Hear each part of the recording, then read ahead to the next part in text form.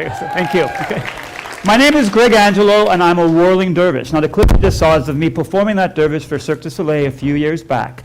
Now, traditionally, whirling dervish are men that are part of these mystic brotherhoods, and they perform this ritual in cloistered situations, and they're really imitating the whirling of the cosmos. Now, my version isn't that much farther for it, but I've added a little spectacle, a little showmanship to it, and I bring it to a secular audience, because I believe we're really all part of this universe that it tells the story of. Now, did you know that everything in the universe is spinning, from tiny subatomic particles that make up your cells and your atoms, that make up all matter, that make up our extraordinary spiraling circulatory system, that make up the planets, the stars, the solar system, the galaxies, and the universe itself. So by realizing that everything is whirling from the micro to the macro, we realize that's the world that we're all part of.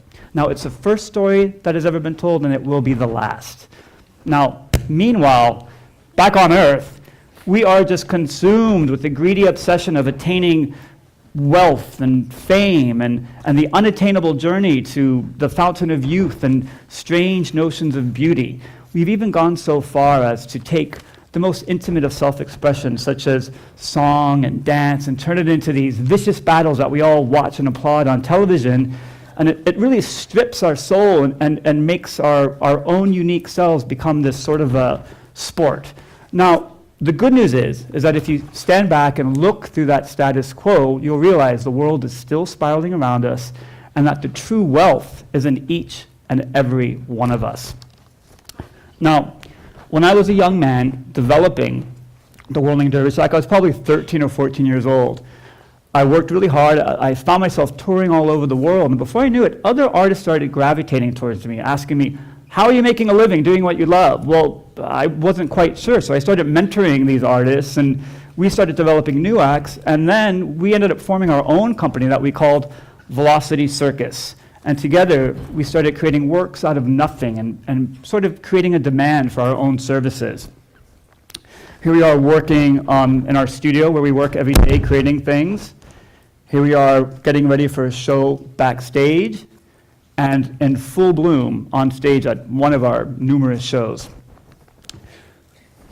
Now, what I've noticed is that many artists take this strange approach to the arts, where they're just fighting for a tiny slice of the pie, whether it be for going for grant money that may or may not happen, or going through an opportunity that may or may not happen. Now, while they're doing that, we keep baking pies of new flavors, creating so many works that most people can't even really identify what they are unless they're living in the experience of the moment. We keep appealing to larger and larger audiences, and really the only secret to that is that we did it through pure collaboration without any competition at all.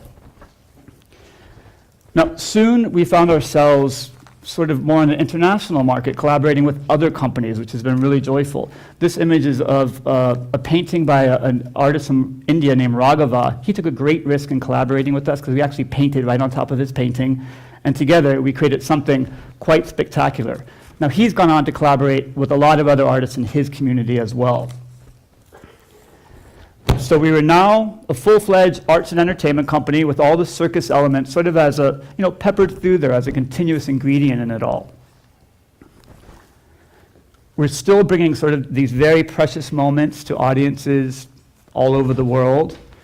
We've become in demand at museums for cultural experiences that we bring to people. And then museums actually started commissioning us as a team to create full-blown interactive arts installations that were built in tandem with their major exhibitions and throughout the world. Here we started creating these sort of illuminated wonderlands and public venues for the public to take part in. And then one of the bread and butter of what we do is many corporations come to us and look to us for innovative ways of branding their products that go out to the public. And then, one of my favorite things was that the entertainment industry started coming to us, asking us to entertain their artists, their entertainers, and their clients. But through all of this, we always stayed low to the ground and stood in our community, and we helped to raise awareness and money for so many different causes, including making a living for the artists in our local community. One of the core values of our company has been to encourage the artists to expand their limits, to take serious risks, to realize that if they have nothing to fall back on, they can only move forward and contribute to the world around them. To remind people again of the wonder of the natural world and to share that with them. To remind people of the individual beauty inside of each and everybody that we come into contact with. To leave a wake of inspiration behind them. And to spontaneously allow people to play and to laugh at any point in their life.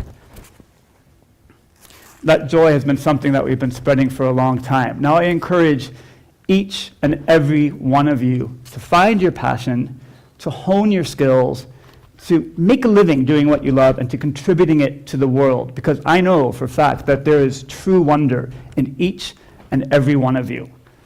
I encourage everybody to eat healthy and live honestly.